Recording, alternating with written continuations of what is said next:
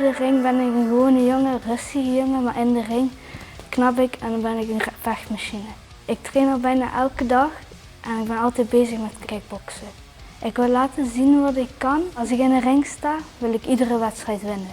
Ik ben Riley, ik ben 13 jaar, ik ben 5 keer wereldkampioen, 2 keer Europees en 1 keer British en ik ben een echt sporttitaantje.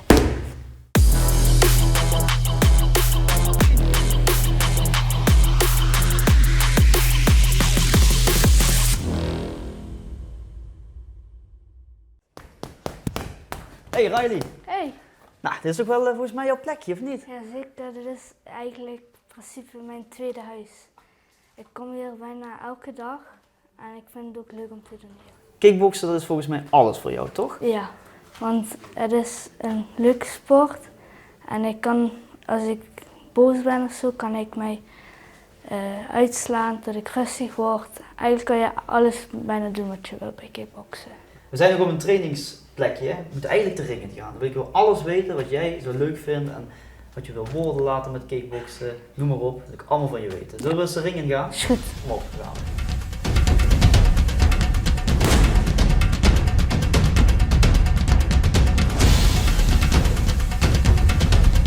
Riley, je hebt net verteld, kickboksen is jou alles, maar waar komt die liefde van kickboksen nou vandaan? De liefde van kickboksen is omdat iemand was hier, die had pads en die vroeg of ik eens een keer of ik mee wou doen. En toen ben ik eigenlijk begonnen met kickboksen. Ja, en toen is die liefde ontstaan en toen won je ook steeds meer wedstrijden. Toen dacht je van, hé, dit is toch wel erg leuk. Ja. Dus ja, daardoor is het ook gekomen. Die wedstrijden zijn belangrijk. En dan als je steeds wel moeilijker, maar het wordt ook steeds leuker. Ik vind jou eigenlijk een hele lieve jongen. En in de ring heb ik gehoord, ben je heel anders. Hoe zit dat? Ja, op school en zo probeer ik nooit ruzie te maken en andere dingen, problemen. Omdat ik gewoon ook school vind ik ook belangrijk. En daar wil ik ook verder mee gaan. En bij kickboksen kan ik dat dan weer anders in de ring doen. Dan kan ik om mezelf een beetje uitlaatachtig. Ja, je hebt al flink wat titels op je naam staan, zelfs al wereldtitels. En hoe trots ben je daarop? Daar ben ik wel heel trots op.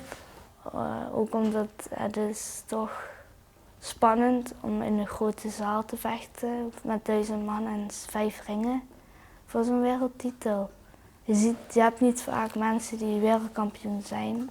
Jij bent dat dan wel en als kind nog, ja tiener, dat je dan ook wel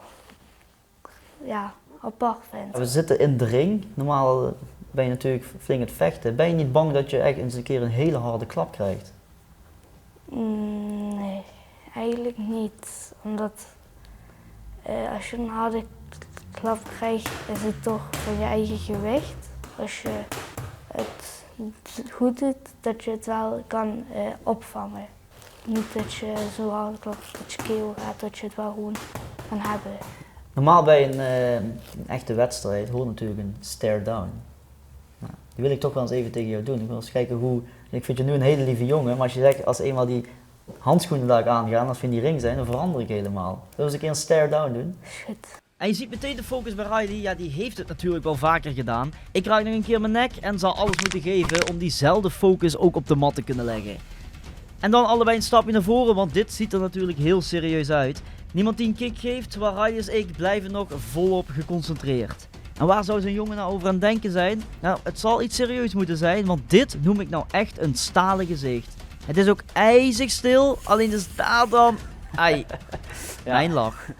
Hij heeft gewonnen. Ben je er toch meer prof in dan ik dan ben. Ik moet meteen lachen. Ja, lekker. En stel, ik kom nou over zo'n 7 jaar terug, als je 20 bent. Wat heb je dan bereikt? Dat ik bij een grote organisatie zit, zoals Glorious, zo, alleen een andere of Glorious zelf. En dat ik ook al meerdere wedstrijden daar heb gevochten. En dan mag ik weer langskomen? Ja. Dus schudden we wel de handen op. Zien we over 7 jaar weer als je 20 bent en je eerste wereldtitel bij de Glory hebt gepakt. Ja. Goed zeg je wel. Proost.